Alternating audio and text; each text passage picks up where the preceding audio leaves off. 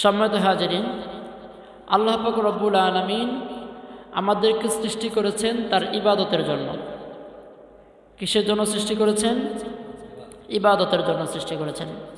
আল্লাহ তাআলা বললেন, ওমা খালাকতুল জিন্না ওয়াল ইনসা ইল্লা লিয়াবুদুন, আমি মানুষ এবং জিন জাতিকে শুধুমাত্র কেবলমাত্র আমার ইবাদত বন্দিগির জন্য সৃষ্টি করেছি। আর এই ইবাদত বান্দারা কিভাবে করবে এর আউটলাইন গাইডলাইন হিসেবে আল্লাহ পাক রব্বুল আলামিন আমাদেরকে দিয়েছেন মহাগ্রন্থ আল কোরআন। এই কোরআনুল কারিমে আল্লাহ তাআলা সব ইবাদতের কথা বলে দিয়েছেন, যেহেতু ইবাদতের জন্যই আমাদেরকে সৃষ্টি করেছেন। কিছু কিছু ইবাদতের ক্ষেত্রে আল্লাহ পাক রব্বুল আলামিন মাত্র 2-3 বার বলে শেষ করে দিয়েছেন। আবার কিছু কিছু ইবাদত আল্লাহ তাআলা বারবার বান্দাদেরকে বলেছেন, অনেকবার। যেমন আল্লাহ তাআলা বলেছেন, ও আতিমুল হজ, তোমরা হজ সম্পাদন করো, মাত্র 2 বা 3 বার বলেছেন। আবার বলেছেন, ইয়া আইয়ুহাল্লাযীনা আমানু কুতিবা আলাইকুমুস সিয়াম, হে ঈমানদাররা তোমাদের উপর সিয়ামকে ফরজ করা হয়েছে। রোজার কথা বলেছেন, 2-1 জায়গায় বলে শেষ, আর বলেননি। আবার কিছু কিছু ইবাদত আছে আল্লাহ তাআলা গুরুত্ব দিয়ে বারবার অসংখ্যবার অগণিতবার বলেছেন। যেমন আকিমুস সালাত, তোমরা সালাত কায়েম করো। আরেকটি ইবাদত হচ্ছে ওয়া আতুজ যাকাত, তোমরা যাকাত প্রদান করো। এই ইবাদতগুলোর ক্ষেত্রে আল্লাহ তাআলা বারবার পবিত্র কোরআনে প্রায় 83 বার যেই জায়গায় সালাতের কথা ওই জায়গায় যাকাতের কথা একই সাথে দিয়েছেন। এই 2টা ইবাদতকে আল্লাহ তাআলা একসাথে এক কাতারে একবারে বলার কারণ কি? এটার হিকমত কি? আমরা যখন মানুষের সামনে কথা বলি নামাজ রোজা ঠিক মতো কইরো, আমি নামাজ রোজা ঠিকভাবে পড়ি, আমরা এই 2টার একসাথে বলি। আল্লাহ কিন্তু নামাজ আর রোজা একসাথে বলে নাই। আল্লাহ কি বললেন? আকিমুস সালাত ওয়া আতুজ যাকাত। আল্লাহ তাআলা এই সালাত এবং যাকাতকে একত্র করার হিকমত কি? সালাত হচ্ছে মানুষের শারীরিকভাবে যে ইবাদতগুলো করা হয়, আমরা শরীর দিয়ে মন দিয়ে নিজের সুস্থতা দিয়ে যে ইবাদত করি, তার মধ্যে সর্বশ্রেষ্ঠ ইবাদতের নাম কি? সালাত। ঠিক তেমনিভাবে বান্দার আর্থিক যে ইবাদত আছে, আর্থিক যত ধরনের ইবাদত আছে, এই ইবাদতের মধ্যে শ্রেষ্ঠ ইবাদত হচ্ছে যাকাত। আল্লাহ তাআলা এই জন্য শারীরিক দৈহিক ইবাদতের শ্রেষ্ঠ ইবাদতকে আনলেন, পাশাপাশি আর্থিক ইবাদতের শ্রেষ্ঠ ইবাদতকে একসাথে এনে আল্লাহ তাআলা বললেন, আকিমুস সালাত ওয়া আতুজ যাকাত। সুবহানাল্লাহ। তারপর দেখেন, একজন বান্দা যখন এই 2টা কাজ সালাত এবং যাকাত ঠিক হয়ে যায়, আল্লাহ পাক রব্বুল আলামিনের কাছে কেমন যেন ওই বান্দাটা 2 দিক থেকে পরিপূর্ণ হয়ে একবার আল্লাহ তাআলার আনুগত্যশীল ফরমাবরদার জান্নাতি বান্দা হয়ে যায়। সুবহানাল্লাহ। সালাত আদায় করা সহজ, কিন্তু যাকাতটা তুলনামূলক একটু কঠিন, কারণ এই জায়গায় এখান থেকে অনেক কিছু সম্পর্ক আছে, মহব্বতের জিনিসকে দিয়ে দিতে হয়। তো এই যাকাতকে আল্লাহ তাআলা দিয়েছেন এই মুসলিম সমাজের আর্থ সামাজিক উন্নয়নের জন্য, দারিদ্র্য বিমোচন করে আল্লাহর বান্দারা যেন এক কাতারে আসতে পারে, ধনী দরিদ্রের বৈষম্য দূর করে সবাই যেন একটু কাছাকাছি থাকতে পারে। এই জন্য আল্লাহ তাআলা বান্দা সৃষ্টি করেছেন, তাদেরকে বিভিন্ন অবস্থা দিয়েছেন। আমি আগেও আপনাদের বলেছিলাম, আল্লাযী খলাকাল মাউতা ওয়াল হায়াতা লিয়াবলুয়াকুম আইয়ুকুম আহসানু আমালা, যে আল্লাহ তাআলা প্রথমে মৃতকে সৃষ্টি করেছেন, তারপরে জীবনকে সৃষ্টি করেছেন। কেন করেছেন?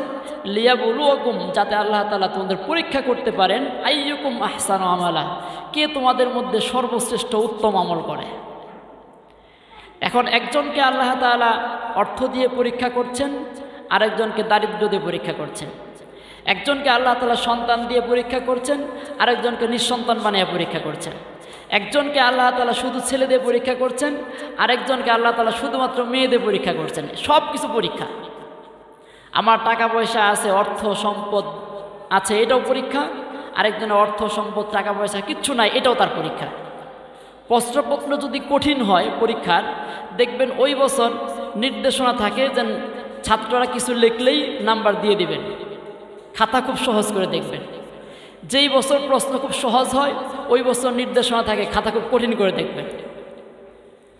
আল্লাহ তাআলা যার দুনিয়ার প্রশ্নপত্র, আমরা দুনিয়ার পরীক্ষার মধ্যে আসি না, দুনিয়ার প্রশ্নপত্র সহজ করে দিয়েছেন। টাকা পয়সা অর্থ সম্পদ বিভূতি যত ধরনের শান শৌকত আল্লাহ তাআলা দুনিয়া সহজ করে দিয়েছেন, আখিরাতের পরীক্ষা তত কঠিন। আর দুনিয়ায় যার জন্য আল্লাহ তাআলা কঠিন করে দিয়েছেন, দুনিয়ার প্রশ্নপত্র যার কঠিন, টাকা পয়সা নাই অর্থ সম্পদ নাই 10 জনে মানে না গোনে না, এমন লোকেদের আখিরাতে আল্লাহ তাআলা প্রশ্নপত্র তাদের মূল্যায়ন সহজ করে দেবেন। সুবহানাল্লাহ। এই জন্য আল্লাহ রাসূল সাল্লাল্লাহু আলাইহি সাল্লাম বললেন, দরিদ্র ব্যক্তিরা যদি সৎ হয়, নামাজি হয়, দিনদার হয়, ধনীদের চেয়ে 500 বছর আগে জান্নাতে চলে যাবে। সুবহানাল্লাহ। তাহলে আল্লাহ তাআলা এই যাকাত দিয়েছেন মুসলিম সমাজের আর্থিক সামাজিক উন্নয়নের জন্য, দারিদ্র্য বিমোচনের জন্য, বেকারত্ব হ্রাস করার জন্য। এই ইসলাম হচ্ছে দারিদ্রতাকে সাপোর্ট করে না। আল্লাহ তাআলা মানুষকে সৃষ্টি করেছেন, বিভিন্ন অবস্থায় রেখেছেন। কাউকে আল্লাহ তাআলা অর্থ সম্পদ দিয়েছেন, এই অর্থ সম্পদের মধ্যে আল্লাহ তাআলা দরিদ্রের অধিকার রেখে দিয়েছেন। সুবহানাল্লাহ। অফি আমওয়ালিহিম হাক্কুল লিসাইলি ওয়াল মাহরুম। আমরা যে দান সদকা করি, যাকাত দেই, এটা কিন্তু অনুগ্রহ না। এটা কি করতেছি না, আমরা অনুগ্রহ করছি না, বরং যে লোক আমাদের থেকে যাকাত নিচ্ছে, সদকা নিচ্ছে, ফিতরা নিচ্ছে, সে আমাদের উপর অনুগ্রহ করছে। এটা আপনাকে বুঝতে হবে। সে যদি না নিত, আপনার এই সম্পদ পবিত্র হইতো না। আপনার পুরো এই সম্পদের সাথে এই যাকাতের টাকাটা মিশে গিয়ে পুরো টাকাটাই আপনার জন্য হারাম হয়ে যেত। আল্লাহ তাআলা এই অধিকার তাদেরকে দিয়েছেন আপনার সম্পদের মধ্যে। তো আল্লাহ তাআলা এইভাবে ধনী দরিদ্র সমাজের সব মানুষকে এক কাতারে আনার জন্য, কাছাকাছি রাখার জন্য, সবাই যেন সুখে শান্তিতে মিলেমিশে একটা জান্নাতি সমাজ গঠন করতে পারে, এই জন্য আল্লাহ তাআলা দিয়েছেন যাকাতের ব্যবস্থা। কিন্তু আমরা এই আল্লাহ তাআলার আর্থিক যে গাইডলাইন আছে, তার যে আউটলাইন আছে, এইটা নাম ফলো করে আমরা করতেছি পুঁজিবাদী আর সমাজতান্ত্রিক অর্থ ব্যবস্থার পিছনে পড়ে গেছি। আল্লাহ তাআলা দিয়েছেন যাকাত, শয়তান দিয়েছে সুদ। আমরা আল্লাহ তাআলার যাকাত ভিত্তিক অর্থ ব্যবস্থাকে বাদ দিয়ে শয়তানের দেওয়া সুদ ভিত্তিক অর্থ ব্যবস্থার মধ্যে জড়ায় পড়ছি। এখন আপনি যত বড় আল্লামা হাজি হন আর গাজী হন, আমরা সুদের বাইরে কেউ নেই। প্রত্যক্ষ আর পরোক্ষভাবে আমরা জড়ায় গেছি আষ্টে পৃষ্ঠে। তো এই আল্লাহ পাক রব্বুল আলামিন এই অবস্থা করেছেন যে যদি আপনি অনাহারে থাকেন, আপনার পেটে যদি খাবার না থাকে, আপনার নামাজে মনোযোগ আসবে না। আপনার পেটে যদি খাবার না থাকে, আপনার জিকির আজকারে মনোযোগ আসবে না।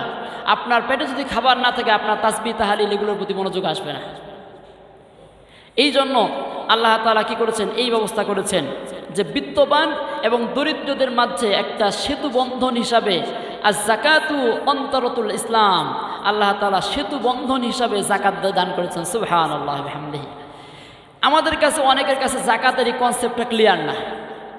যাকাতটা কীভাবে আদায় করতে হয়, কার উপর যাকাত ফরজ, কতটুকু সম্পদ হইলে আমার যাকাত দেওয়া লাগবে, আমার তো ব্যাংকে একটা ডিপিএস আছে, আমার তো এই যে ফিক্সড ডিপোজিট আছে, এই আছে সেই আছে, আমার ব্যবসায়িক মাল আছে, এই সমস্ত আমরা গুলায় ফেলি।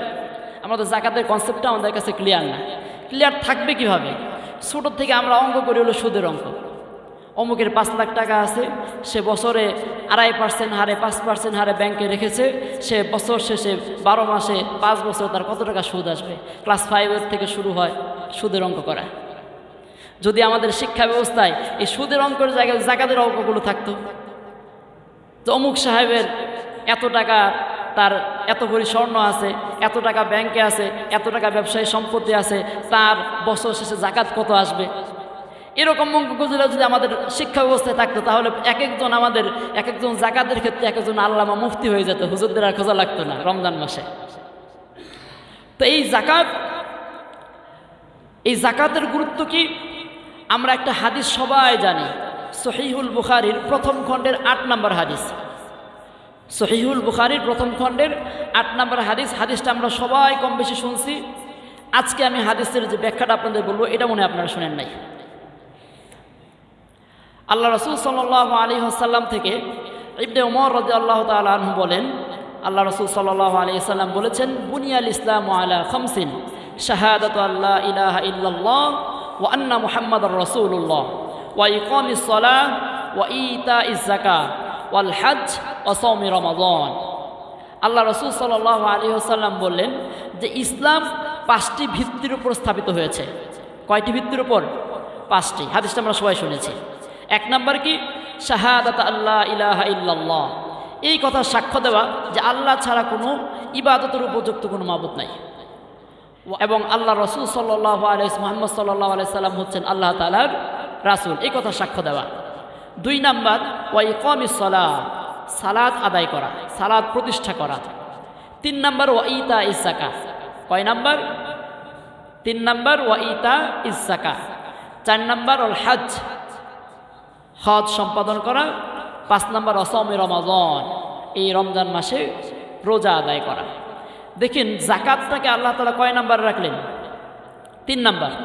তার সামনে 2টা, পেছনে 2টা। খেয়াল করেন যাকাতকে আল্লাহ কোথায় রেখেছেন? মাঝামাঝি, একদম মিডল পয়েন্টে রেখেছেন। তার সামনে 2টা, পিছনে 2টা। যদি আপনি একটা তাঁবু খাটান, টেন্ট, এই তাঁবু খাটানোর পরে 4 কোণায় যদি 4টা খুঁটি দেওয়া হয় আর মাঝখানে যদি কোনো পিলার বা খুঁটি না দেওয়া হয়, ওই তাঁবুটা খুব সুন্দর হবে? তাঁবুটা কি মাথা উঁচু করে দাঁড়াইতে পারবে? আল্লাহ তাআলা ইসলাম নামক যে তাঁবুটা বান্দাদেরকে দিয়েছেন আশ্রয়ের জন্য, পথ হারা মানবতাকে মুক্তির দিশারির জন্য ইসলাম নামক একটা শরীয়ত পথ নির্দেশ দান করলেন। এই 4 কোণায় 4টা খুঁটি আল্লাহ তাআলা কালেমা, নামাজ, হজ আর সাওমকে দিলেন, রোজাকে দিলেন। আর মাঝখানে যেই খুঁটিটা ইসলাম নামক এই খুঁটিকে, ইসলাম নামক এই তাঁবুকে মাথা উঁচু করে দাঁড় করে রাখবে, সেটার নাম কি? যাকাত। আপনি যদি যাকাত ভিত্তিক অর্থ ব্যবস্থা থেকে মানুষ মুখ ফিরায় নেয়, তাহলে মানুষগুলো মুখ থুবড়ে পড়বে, মানুষগুলো অনাহারে অর্ধাহারে না খেয়ে মারা যাবে, মানুষগুলোর মধ্যে দারিদ্রতার প্রসার ঘটবে, বেকারত্ব এই অভিশাপ মানুষকে পেয়ে বসবে, মানুষগুলো ইসলাম থেকে দূরে সরে যাবে। ঠিক তেমনি আজকে যদি মুসলিম জাতিকে বিশ্বের দরবারে মাথা উঁচু করে দাঁড়াতে হয়, যাকাত ভিত্তিক অর্থব্যবস্থার কোনো বিকল্প নাই। যেই জাতির টাকা নাই, যেই জাতির টাকা পয়সা নাই, শান শৌকত নাই, ওই জাতি মাথা উঁচু করে দাঁড়াতে পারে না। তো আমরা ইসলাম চাই মানুষদেরকে ভিতর থেকে দরিদ্রতা দূর করে দিয়ে কিভাবে একটা সাম্যভিত্তিক, ইনসাফ ভিত্তিক সমাজ প্রতিষ্ঠা করা যায়, এই জন্য। আর এই ফর্মুলার নাম কি? যাকাত। আসুন আজকে আমরা এই যাকাত থেকে অল্প বিস্তর, যতটুকু সময় আছে, আমরা যাকাত সম্পর্কে ইনশাআল্লাহ আলোচনা করব। যাকাতের অনেক উপকারিতা, ফজিলত রয়েছে। এর মধ্যে 1 নম্বর ফজিলত যদি বলি, যাকাতের মাধ্যমে আল্লাহ তাআলার সন্তুষ্টি অর্জন হয়। আল্লাহ তাআলার সন্তুষ্টি অর্জন করা যায় এবং আল্লাহর পক্ষ থেকে রহমত লাভ করা যায়। পবিত্র কোরআনে সূরাতুল আরাফের 156 নম্বরে আয়াতে আল্লাহ তাআলা বলেন, ওয়া রাহমাতি ওয়াসিআত কুল্লা শাই ফাসাআকতুবুহা লিল্লাযীনা ইয়াত্তাকুনা ওয়া ইউতুনাস যাকাতা ওয়াল্লাযীনা হুম বিআয়াতিনা ইউমিনুন। আল্লাহ পাক রব্বুল আলামিন বললেন, আর আমার দয়া তো প্রত্যেকটা বস্তুর উপর পরিব্যাপ্ত, পুরো এই 7 আসমান জমিনকে আমার রহমত বেষ্টন করে রেখেছে। সুতরাং আমি আমার রহমত তাদের জন্য নির্ধারণ করে দিলাম, খাস করে দিলাম, যারা তাকওয়া অবলম্বন করে। 1 নম্বর কি করে? তাকওয়া অবলম্বন করে। 2 নম্বর যাকাত দেয়। 2 নম্বর কি করে? যাকাত দেয়। আর 3 নম্বর হচ্ছে আমার নির্দেশনার উপরে বিশ্বাস স্থাপন করে। সুবহানাল্লাহ। তাহলে যাকাত আদায়ের মাধ্যমে আমরা আল্লাহ তাআলার রহমত, অনুগ্রহ, তার নৈকট্য প্রাপ্ত হতে পারি। এছাড়াও সূরাত নূরের 56 নম্বরে আল্লাহ তাআলা বলেন, ওয়া আকিমুস সালাহ ওয়া আতুজ যাকাহ ওয়া আতিউল্লাহ ওয়া রাসূলাহ লাআল্লাকুম তুরহামুন। আল্লাহ তাআলা বললেন, তোমরা সালাত আদায় করো, সালাত কায়েম করো, যাকাত প্রদান করো এবং আমার হাবিবের অনুসরণ করো, তাহলে আশা করা যায় আল্লাহ তোমাদের উপর রহমত করবেন। কয়টা কাজ করতে বলছেন? সালাত আদায় করতে হবে, যাকাত প্রদান করতে হবে, আল্লাহ রাসূলের অনুসরণ, ইত্তেবা করতে হবে, তাহলে আল্লাহ তাআলার রহমত পাওয়া যাবে। 2 নাম্বার, এই যাকাত আদায়ের সওয়াবকে আল্লাহ তাআলা বহু গুণে বৃদ্ধি করে দেন। সুবহানাল্লাহ। আল্লাহ পাক রব্বুল আলামিন বলেন, সূরাত রুমের 39 নম্বর আয়াতে বলেন, ওয়ামা আতাইতুম মিন যাকাতিন তুরিদুনা ওয়াজহাল্লাহ ফাউলাইকা হুমুল মুদঈফুন। আল্লাহ পাক রব্বুল আলামিন ডাকতে বলেন, তোমাদের মধ্যে যারা আছো, আমি আল্লাহর অনুগ্রহ, আল্লাহর সন্তুষ্টি কামনা করো, তোমরা আল্লাহর নামে যাকাত প্রদান করো। যারা আল্লাহর অনুগ্রহ সন্তুষ্টি কামনা করবে, তোমাদের জন্য কাজ কি? যাকাত প্রদান করতে হবে। যদি যাকাত প্রদান করো, ফাউলাইকা হুমুল মুদঈফুন, তোমরা যে দানগুলো সদকাগুলো যাকাত হিসাবে দিবা, আমি ডাবল করে তোমাদেরকে দিয়ে দেবো। সুবহানাল্লাহ, আমি দ্বিগুণ করে দেব। সুবহানাল্লাহ। এরপর আল্লাহ তাআলা সূরাতুল বাকারার 61 নম্বর আয়াতে এই যাকাতের ব্যাপারে বলেন। আল্লাহ পাক রব্বুল আলামিন বলেন, মাসালুল লাযীনা ইউনফিকুনা আমওয়ালাহুম ফি সাবিলিল্লাহ কামাসালি হাববাতিন আমবাতাত সাবআ সানাবিলা ফি কুল্লি সুমবুলাতিন মিনহু হাব্বাহ ওয়াল্লাহু ইদাইফু লিমান ইয়াশা ওয়াল্লাহু ওয়াসিউন আলীম। আল্লাহ পাক রব্বুল আলামিন বললেন, যারা আল্লাহর পথে নিজেদের অর্থ থেকে যাকাত হিসাবে ব্যয় করে, তাদের দৃষ্টান্ত হচ্ছে এমন যে একটি শস্য দানা যেটি মাটিতে বপন করলো, এখান থেকে 7টি শস্য দানা আল্লাহ তাআলা উৎপন্ন করে দিলেন। এমনকি শুধু এই জায়গায় নাই, আল্লাহ তাআলা বললেন প্রতিটি শীষে আল্লাহ তাআলা 100 করে দানা দান করলেন। সুবহানাল্লাহ। যে একটা দানা সে জমিনে বপন করলো, একটা দানা থেকে শীষ হইল কয়টা? 7টা। প্রত্যেকটি শীষে আল্লাহ তাআলা কত করে দান করলেন? আবার দানা 100 করে, তাহলে কত হলো? 700। আল্লাহ তাআলা এইভাবে আল্লাহর রাস্তায় যারা ব্যয় করবে, যাকাত দিবে, সদকা দান করবে, এইভাবে তাদের বহুগুণে বৃদ্ধি করে দেবেন। সুবহানাল্লাহ। আল্লাহ তাআলা এখানেই সীমাবদ্ধ করে দেয় নাই, বললেন আল্লাহু ইদাইফু লিমান ইয়াশা, আল্লাহ যাকে চান এর চেয়েও বাড়ায় দেন। আল্লাহর ভান্ডারে কোনো কমতি নাই। ওয়াল্লাহু ওয়াসিউন আলীম, আল্লাহর দরবার এত প্রশস্ত, যদি দুনিয়ার সবাইকে দেয় এখান থেকে চুল পরিমাণ কমবে। এরপর আল্লাহ পাক রব্বুল আলামিন এই যাকাতের ফজিলত সম্পর্কে আল্লাহর হাবিব সাল্লাল্লাহু আলাইহি ওয়াসাল্লাম সহিহুল বুখারীর 1897 নম্বর হাদিসে বলেন, যাকাত যারা আদায় করবে, আল্লাহ পাক রব্বুল আলামিন তাদের জন্য জান্নাতে বিশেষ একটা দরজা নির্ধারণ করে দিয়েছেন। সুবহানাল্লাহ। আল্লাহ রাসূল বললেন, ওমান কানা মিন আহলিস সাদাকা, যেই ব্যক্তি এই সাদাকা যাকাতগুলো প্রদান করে সারা জীবন এগুলো প্র্যাকটিস করেছে, দুইয়া মিন বাবিস সাদাকা, আল্লাহ তাআলা কিয়ামতের দিন যখন তারা জান্নাতে যাবে, সাদাকার জন্য একটা নির্দিষ্ট গেট থাকবে, এই গেট দিয়ে তাদেরকে ডেকে ডেকে আল্লাহ তাআলা জান্নাতে নিয়ে যাবেন। সুবহানাল্লাহ। এরপরে 4 নম্বর যে যাকাতের যে ফজিলত, সেটি হচ্ছে যদি কোনো বান্দা যাকাত আদায় করে, আল্লাহ তাআলা ক্রোধ তার থেকে প্রশমিত হয়ে যায়। সুবহানাল্লাহ। আল্লাহ তাআলা তার উপর রাজি হয়ে যায়, তার উপর রাগান্বিত থাকতে পারেন না। আল্লাহ রাসূল সাল্লাল্লাহু আলাইহি ওয়াসাল্লাম বলেন, ইন্না সাদাকাতু তুতফা গযব রব্বি, যে সদকা আল্লাহর গজবকে, আল্লাহর রাগকে একদম নির্বাপিত করে দেয়, ভস্মীভূত করে দেয়। সুবহানাল্লাহ। আল্লাহ যদি কোনো বান্দার উপর রাগান্বিত হয়ে যায় কোনো গুনার কারণে, আমার কোনো বেয়াদবির কারণে, আমার কোনো কুফরির কারণে, নাফরমানির কারণে, আল্লাহ তাআলা আমি যখন যাকাতগুলো আদায় করি, সদকা দান করি, আল্লাহ তাআলা আমার উপর খুশি হয়ে যায়। আল্লাহ তাআলা বলেন, আমি হচ্ছেন গনিয়ুন হামিদ, আমি সবাইকে দান করি, আমি হচ্ছে রাজ্জাক। বান্দা দেখি আমার একটা গুণ নিয়ে গেল, বান্দাও দেখি দান করে। তা আল্লাহ তাআলার গুণের সাথে আপনার গুণটা যখন সাদৃশ্য হয়ে যায়, আল্লাহ তাকে বন্ধু বানায় নেয়। সুবহানাল্লাহ। আজকে দেখেন দুনিয়াতে আপনার নামের সাথে কারো নাম মিল থাকলে তার আপনি দোস্ত বলে ডাকেন। আজকে যদি দুনিয়াতে আমার বাড়ি সেই কোথায় জামালপুর, আমি যদি খুলনা শহরে কারো এরকম জামালপুর বাড়ির লোক পাই, জীবনে কিন্তু তার সাথে কোনোদিন দেখা হয় না, কিন্তু যেদিন শুনবো এই লোকটার বাড়ি জামালপুর, ওই দিন থেকে তার সাথে যে আমার একটা কি আত্মিক টান হয়ে যাবে যে আমার এলাকায় বাড়ি। কোনোদিন কিন্তু দেখি নাই, শুধুমাত্র একদিন পরিচয় হয়েছে, তার বাড়ি ওই জায়গায়। আপনার গ্রামের বাড়ি ধরেন যশোরের এক প্রত্যন্ত এলাকায়, এই জায়গায় খুলনায় চাকরির সুবাদে থাকেন, প্রত্যেক দিন রাস্তাতে যান, লোকটার সাথে দেখা হয়, কোনোদিন কথা হয় নাই। আজকে হঠাৎ করে ধাক্কা লেগে তার সাথে কথা হয়েছে, কথা হয়ে আস্তে আস্তে শুনতে পারলেন যে আপনার গ্রামের বাড়ি আর তার গ্রামের বাড়ির পাশাপাশি। এখন থেকে প্রত্যেক দিন যখন শহরে যান, ওই লোকটারে খুঁজেন যে ওই লোকটা নাই কেন, সে তো আমার এলাকার লোক।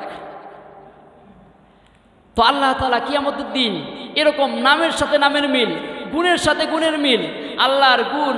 এই জন্য আল্লাহ বলেছেন সিবগাতাল্লাহ, আল্লাহর রঙে তোমরা রঙিন হয়ে যাও। আল্লাহ তাআলা দানশীল, তোমরাও দানশীল হয়ে যাও। আল্লাহ তাআলা গফুর, আল্লাহ ক্ষমাশীল, তোমরাও ক্ষমা করো।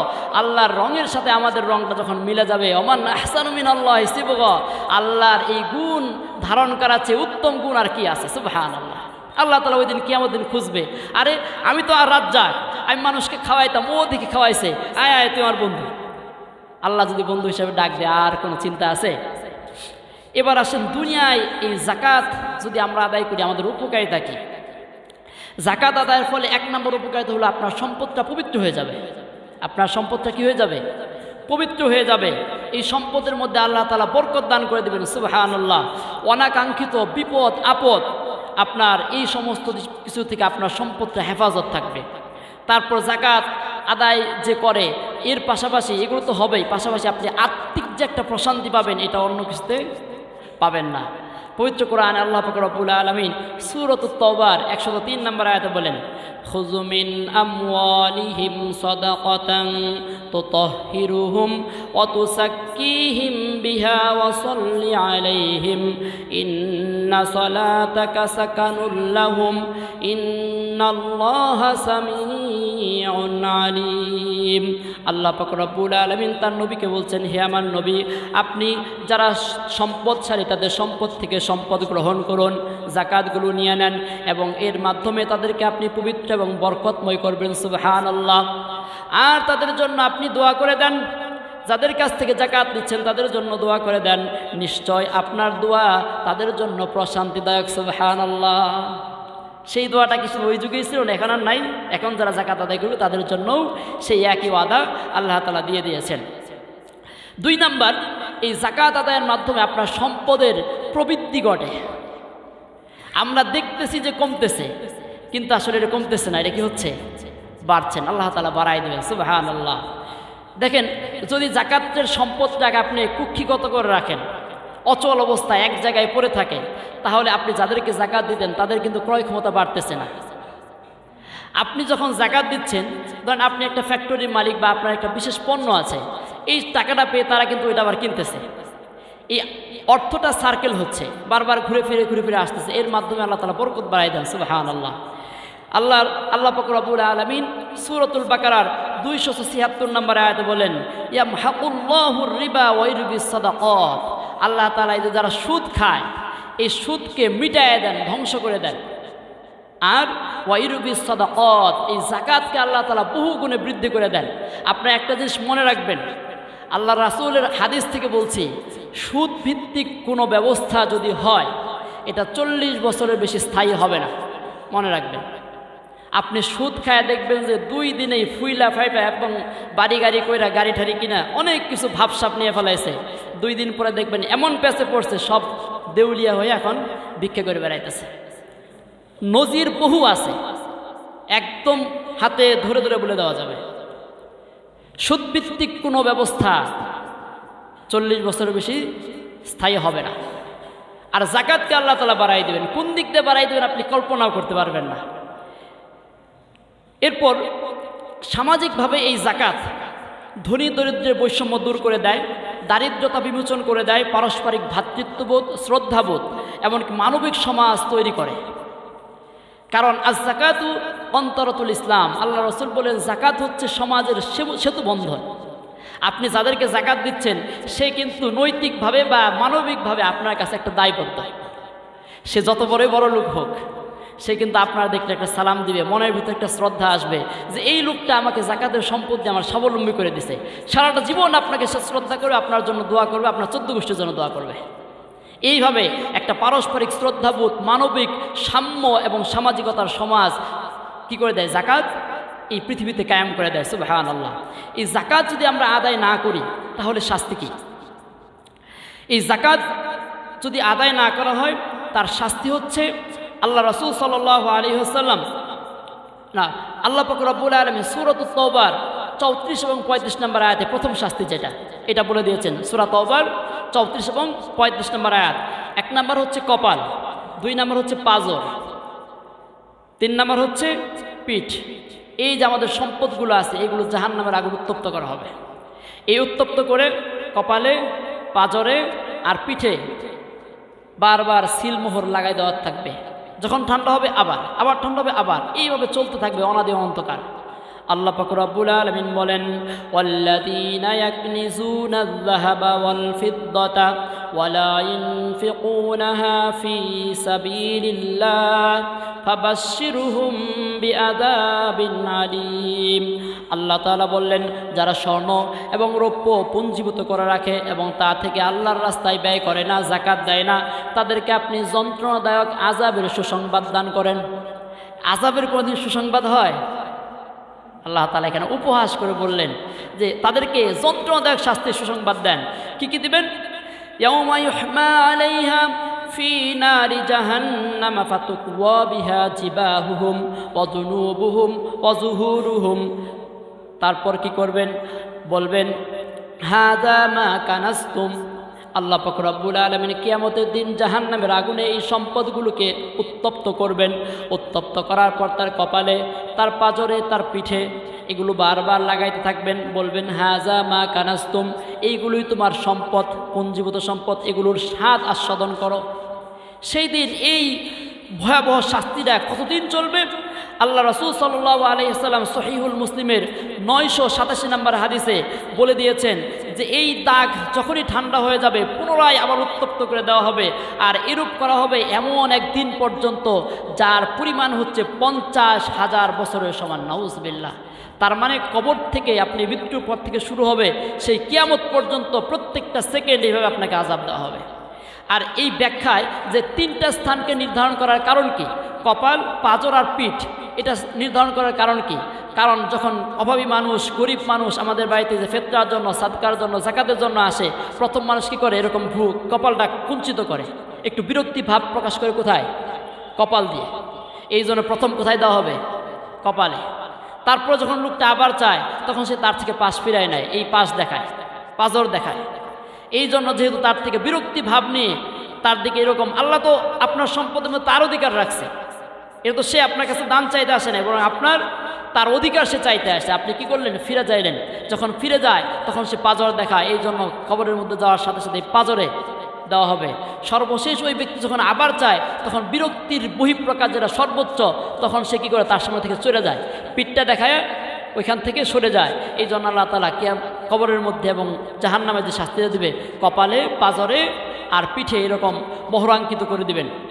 2 নাম্বার, কিয়ামতের দিন এই আপনার যত সম্পদ আছে এই সম্পদকে বিষধর সাপ বানাই দিবেন। আমি শেষ করে দিচ্ছি, বিষধর সাপ বানাই দিবেন। এই সাপটা আমি হাদিস আর বলছি না, সহিহুল বুখারীর 1403 নম্বর হাদিস, যে যাকাত আদায় করে নাই তাকে এরকম টাক মাথাওয়ালা একটা সাপ দিবেন। এত বিষধর যে তার মাথাটা এরকমই থাকবে। এই সাপের 2 চোখটা এত কালো দাগ থাকবে যে বয়সের ভারে এবং বিষের কারণে আল্লাহ রাসূল বললেন যে কালো দাগ হয়ে যাবে। এই সাপটা তার গলায় মালার মতো পেঁচায় থাকবে। পেঁচায় থেকে এই সাপ দেখে যখন সে ভয়ে চিৎকার করতে থাকবে তখন সাপ তার কপালের ভিতরে সবল দিবে, এরকম পেঁচায়, গলা পেঁচায় কপালের ভিতরে সবল দিবে আর বলবে যে আনা মালুক, আমি তোমার সেই আদরের সম্পদ, ও আনা কানজুক, আমি তোমার সেই ধনভাণ্ডার যাকে তুমি বারবার গণনা করে রাখতা, বারবার মোবাইলে মেসেজ দেখতা, কত টাকা সম্পদ জমা হইলো, এই মাসে মেসেজ আসে না কেন, কত টাকা হইলো, কত টাকা সুদ জমা হইলো, এই তুমি কত আদরে কক্ষিগত করে রাখছো, আমি তো সেই সম্পদ, আমাকে দেখেছে ভয় পাচ্ছ কেন?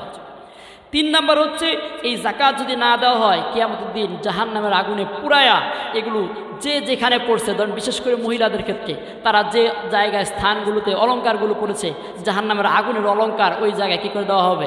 পরায় দেওয়া হবে। সেই দিন কিন্তু বাঁচার উপায় থাকবে না। দুনিয়াতে এই জাহান্নামে আখিরাতেও শাস্তি পাওয়া যাবে, দুনিয়াতেও কিছু শাস্তি আছে যদি যাকাত আদায় না করি। দুনিয়ার শাস্তি কি? দুনিয়ার শাস্তি হচ্ছে বিভিন্ন বিপদ মুসিবত আপনার পিছুই ছাড়বে না, আপনি আত্মিকভাবে কখনোই শান্তিবান হইতে পারবেন না, আপনি সবসময় একটা পেরেশানির মধ্যে থাকবেন। একটা শেষ হবে আরেকটা আসবে, একটা শেষ হবে আরেকটা আসবে। মনে করবেন যে এইবার মনে হয় আমি একটা ব্যবসা বাণিজ্য করে চাকরিতে একটা টাকা পয়সা সম্পদ হবো, ওই সময় আপনার ছেলে অ্যাক্সিডেন্ট করে হাসপাতালে পড়ে আছে, আপনার গাড়িও গেছে, ছেলের পিছনে অনেক টাকা খরচ, অথবা ছেলে এমন এক লোকের মাইয়ানে ভাইরে ভেঙে গেছে মামলার ঘানি টানতে টানতে জীবনের অবস্থা শেষ, অথবা আল্লাহ আপনার এমন একটা প্যাচে ফেলাই দিছে যে পেটের ভিতরে একটা প্যাচ দিয়ে দিল, এবেনিসাইড 5 লাখ টাকা 2 লাখ টাকা নাই। যাকাত না দিলে সব সময় আপনার বউ কথা শুনবে না, ঘরের ভিতর শান্তি নাই, টাকা পয়সায় বরকত নাই, 2 লাখ টাকা 2.5 লাখ টাকা ইনকাম করেও মাস শেষে টাকা নাই, অন্যের কাছে ধার করা লাগে। অথচ যে রিক্সা চালায় 5,000 টাকাতে সুন্দর সংসার চালায়, যে গার্মেন্টসে চাকরি করে 10,000 11,000 টাকা বেতন করে সে নিজে থাকে, খায়, খাওয়ার পরে মাস সে বাবা মারে ফোন দেয়, মা তোমার কিছু লাগবে, আল্লাহ বরকত দিয়ে দেবে। এই জন্য আসুন আমরা এই দুনিয়ার যত এই সমস্ত কিছু ছেড়ে আল্লাহ তাআলা আমাদের যতটুকু সম্পদ দিয়েছেন, আমরা তো জাকাতের দিকে যেতে পারলাম না, যে জাকাতের নিসাব হচ্ছে 7.5 ভরি স্বর্ণ অথবা 52.5 তোলা রূপা, অথবা এই পরিমাণ সম্পদ যদি আপনার হাতে থাকে। এখন দেখেন আল্লাহ রাসূলের সময় 7.5 ভরি সোনার যে দাম ছিল 52.5 তোলা রূপার একই দাম ছিল, এই জন্য দুইটার এক করা হয়েছে। কিন্তু এখন কিন্তু এক না, এখন হচ্ছে কি, এখন হচ্ছে আপনার স্বর্ণের দাম অনেক উপরে চলে গেছে, আর রৌপ্যের দাম এখন যদি 52.5 তোলা হিসাব করে 50-45 হাজার বা 60 হাজারই বড় যোগ হোক। এখন উম্মত জাকাতটা দেওয়া হয়েছে কেন? মানুষের উপকারের জন্য। আমার টাকা দিয়ে যেন মানুষ উপকৃত হয়, সে কিছু খাইতে পারে, পড়তে পারে। তো উম্মতের উপকার যেটা, সেটার উপরে অধিকাংশ ওলামায়ে কেরাম ফতোয়া দিয়েছেন। তাহলে আপনার যদি সমস্ত খরচ সব কিছু বাদে বছর শেষে 1 বছরের পর পুরো সম্পদটা মনে করেন প্রয়োজন অতিরিক্ত পুরো বছর হিসাবে আপনার কাছে এই 50,000 টাকা অতিরিক্ত আছে, বা এই পরিমাণ সম্পদ বা এই পরিমাণ ব্যবসায়িক মাল, কয়টা জিনিস, সোনা রূপা যদি ওই নিসাব হয়, অথবা এই পরিমাণ টাকা, অথবা এই পরিমাণ ব্যবসায়িক মাল, এই 3টা জিনিস, যদি 4টা জিনিস, স্বর্ণ রূপা টাকা আর হলো ব্যবসায়িক সম্পদ, এইগুলো যদি আপনার বছর শেষে থাকে আপনার কাছে, তাহলে আপনার উপর যাকাত ফরজ হয়ে যাবে। আমরা অনেকেই শুধু স্বর্ণেরটা হিসাব করে বসে থাকি না, তাহলে এই পরিমাণ যে সম্পদটা হবে এর উপর হিসাব করে আপনাকে যাকাত দিতে হবে। যাকাত হচ্ছে 40 ভাগের 1 ভাগ, শতকরা 2.5 টাকা। তার মানে আপনার যে 1 লাখ টাকা থাকে অতিরিক্ত বছর শেষে, 1 বছর হয়ে গেছে, সেটা আপনার প্রয়োজন অতিরিক্ত, ঋণ নাই, অন্য কিছু নাই, তাহলে এই টাকার আপনার 2.500 টাকা যাকাত দেওয়া লাগবে। আল্লাহ তাআলা আমাদের সঠিক বুঝ দান করুক। আল্লাহ তাআলা যেন আমাদের এই শাস্তি ভয়াবহ আযাব থেকে রক্ষা করেন, এবং দুনিয়াতে আমরা যেন একটা শান্তি সুন্দর সমাজ পরিবার লাভ করতে পারি। আল্লাহ তাআলা আমাদের সবার জান্নাতি মানুষ হিসেবে কবুল করুক, বলুন আমিন। আমরা সবাই যাদের উপর যাকাত ওয়াজিব হয়েছে, ফরজ হয়েছে, আমরা আদায় করার চেষ্টা করবো ইনশাআল্লাহ।